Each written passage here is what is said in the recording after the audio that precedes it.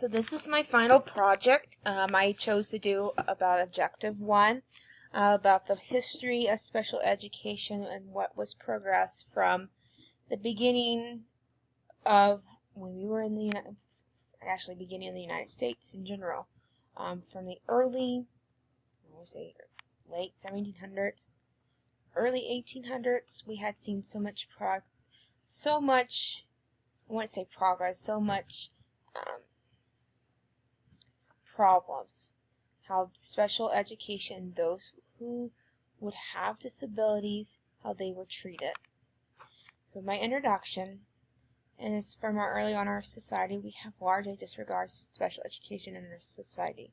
We have so many with Down syndrome, blind, and who are deaf, and who have other mental disorders.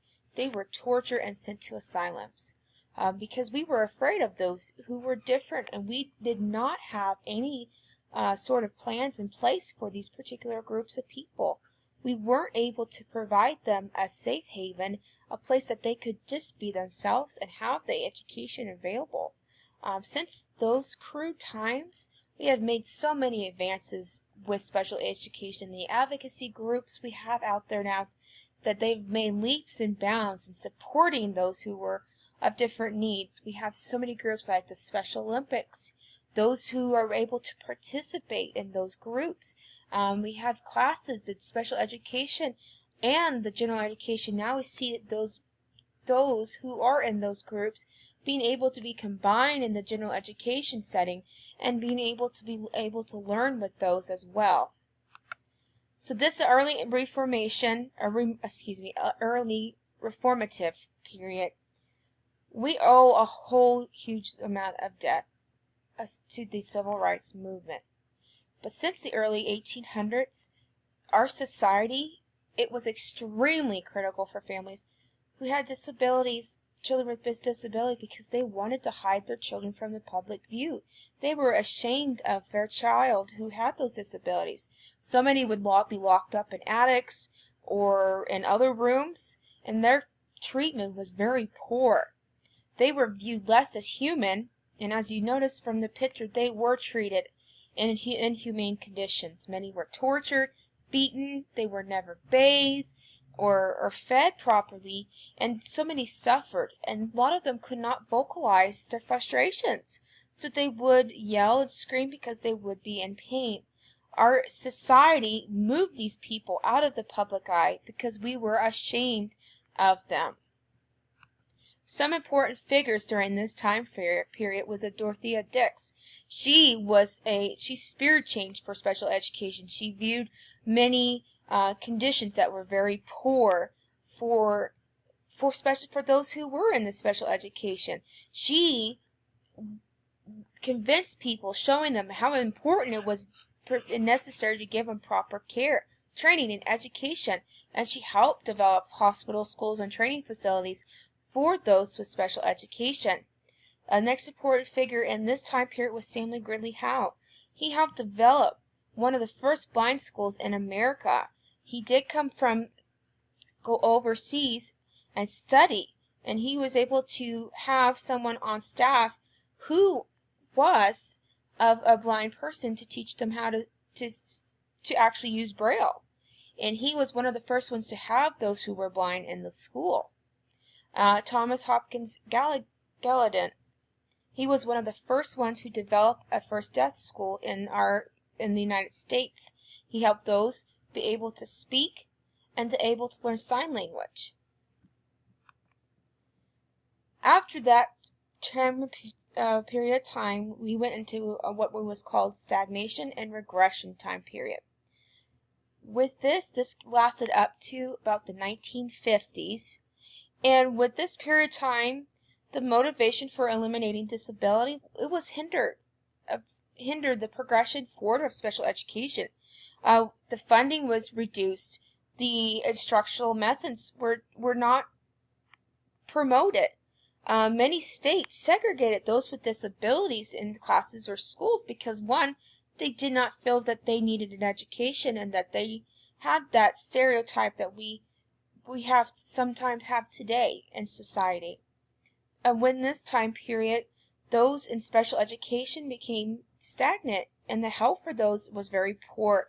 Even the government lacked the ability to provide a better resource for those in special education.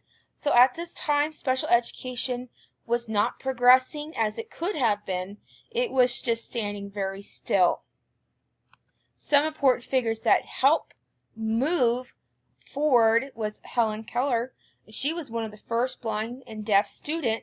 She received help from Anne Sullivan, who she was her teacher, who taught her how to speak, how to be a productive citizen in society. Helen Keller, she became a social advocate for those in special education and was a role model and speaking out for those who were in her position. And Anne Sullivan, she also was an advocate as well. She helped promote the importance of special education, the importance to teaching those that they can be productive in society. After that time period, we went to what was called the Contemporary Reform, which was lasted from 1950 to present. So after World War II, we had a lot of things that happened with the medical advances in mental disabilities that started getting special education attention.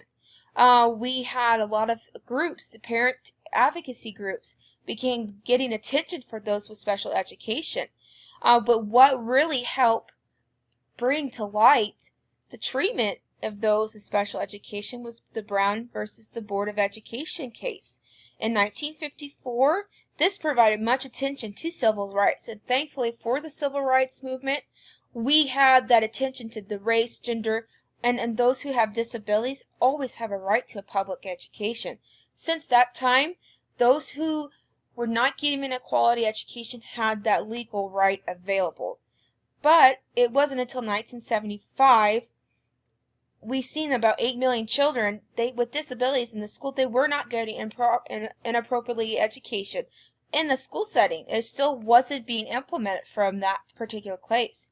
And so thankfully for President Ford, he signed the Individuals with Disability Act, which we still have in effect as of today.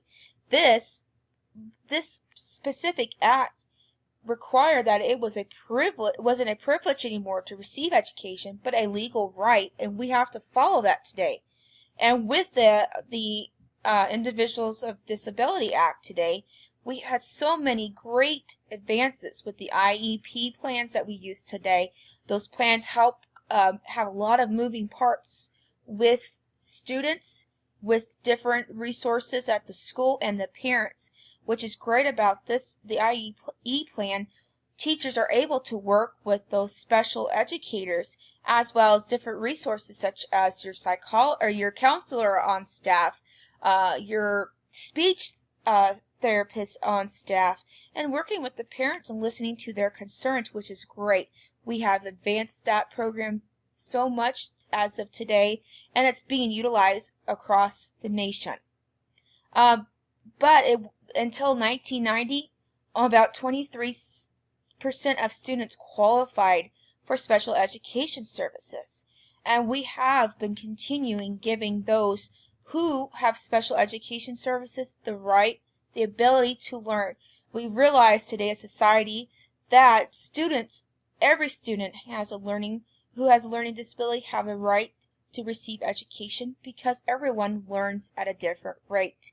And it's just being able to progress with them and help them adjust with the general education setting as well. Because no matter what, they are just like every other student in the classroom, and they are special in what the abilities that they have given. And with those advances, well, where do we go from here in special education? Some important figures that we need to acknowledge. Samuel Kirk, he became one of the fathers of modern special education. He really did develop the importance of what we have today. Barbara Bateman, she introduced influential textbooks, and she also brought up legal and ethical concerns in special education. She really brought that to light of what we have today, some of the laws and some concerns that were brought up. Lou Brown, He did help transform the concept of curriculum for individual and how it was taught with those with severe disabilities. So a lot of those foundations were set by these important figures. So where do we go from here? So it was reported about 95% of students have the ability to receive a quality education in special education, which is great because we have so much leaps and bounds since the beginning when students with special educations never received the ability to have this quality education that we have today. With these advancements from the professional literature as well as research in special education, these advancements have helped blur the line between education itself and special education.